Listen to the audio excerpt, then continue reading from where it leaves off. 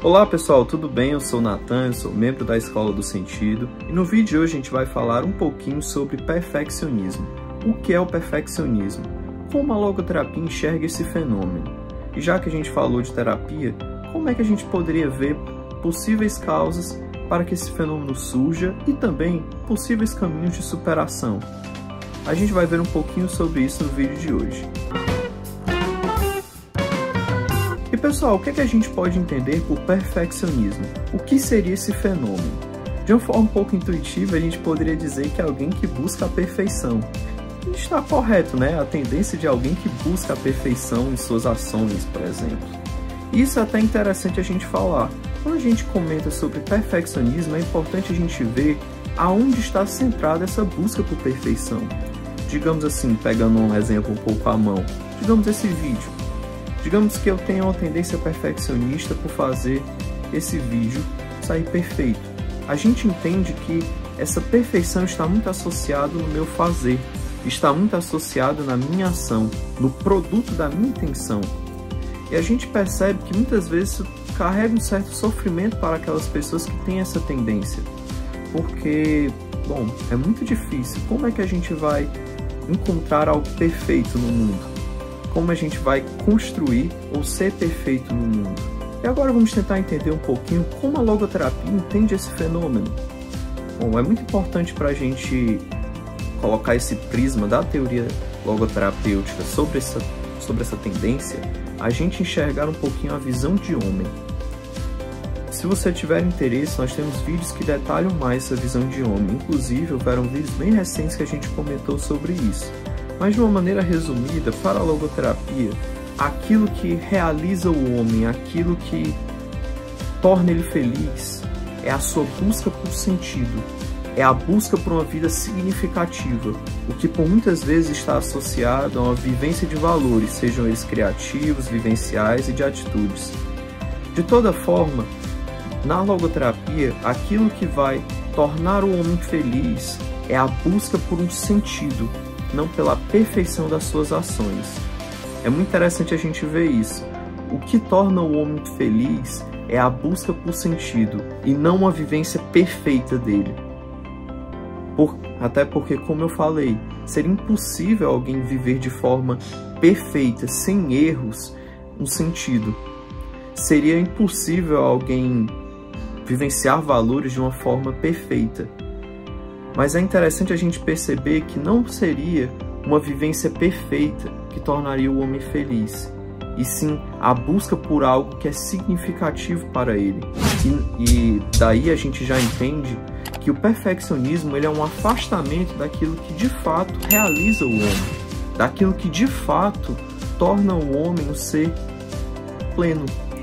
Então, essa tendência, ela, no modo de ver da logoterapia, ela traz uma vida insuficiente. Ela comporta uma vida que não realiza a vontade de sentido do homem, que não vai ao encontro dos seus desejos mais íntimos. E pessoal, seria justamente nesse afastamento da vontade de sentido que a gente poderia entender um pouquinho sobre possíveis causas desse perfeccionismo, dessa tendência. Como a gente falou anteriormente, essa distanciação da vontade de sentido, que é a tendência perfeccionista, pode estar muito relacionado a outras vontades que acabam emergindo quando o homem se distancia daquela vontade que é mais íntima sua, que é a vontade de sentido. E aí a gente pode encontrar possíveis causas para essa tendência perfeccionista, que seria a vontade de prazer e a vontade de poder. Pegando um pouquinho o exemplo da vontade de poder, a gente percebe que a vontade de poder está muito relacionada a querer controlar as instâncias à sua volta, as variáveis, né? Todas as circunstâncias. E aqui a gente pode perceber que a tendência perfeccionista pode sim estar muito atrelada ao controle. Embora, é claro, aqui eu estou lançando possíveis causas, existem vários outros possíveis, mas mesmo que não seja atrelada ao controle, a gente percebe também que pode essa tendência perfeccionista estar associada a uma frustração em projetos existenciais, a uma frustração num projeto que antes, talvez, buscasse encontrar sentido, buscasse ter uma vida significativa e de alguma forma ele foi frustrado. Não cabe aqui a gente, e esse nem é o propósito do vídeo, elencarmos todas as possíveis causas para esse fenômeno, mas cabe a gente entender que, uma vez que ele é um afastamento da nossa vontade mais íntima de sentido, ele traz certos sofrimentos. E além dele trazer certos sofrimentos, ele não está ligado à nossa realização mais última, à nossa vivência mais autêntica, que é seres que buscam significado. E aí, a gente já poderia partir um pouquinho para possíveis caminhos de superação. E pessoal, quando a gente fala de caminhos de superação, é interessante a gente colocar que não se trata em fazer uma terapia por vídeo, não é isso. Mas a gente entender que essa tendência, ela nos afasta daquela vontade mais íntima do homem de encontrar sentido, de viver uma vida significativa. E nesse contexto seria muito interessante a gente trazer o exemplo de um atleta. O atleta não realiza sua busca por sentido no momento que ele se volta apenas para o aspecto exterior da sua performance como atleta. Mas ele realiza aquilo que é mais íntimo nele na medida em que ele encontra valores, que ele encontra uma forma de vivenciar sentido naquela prática esportiva, por exemplo.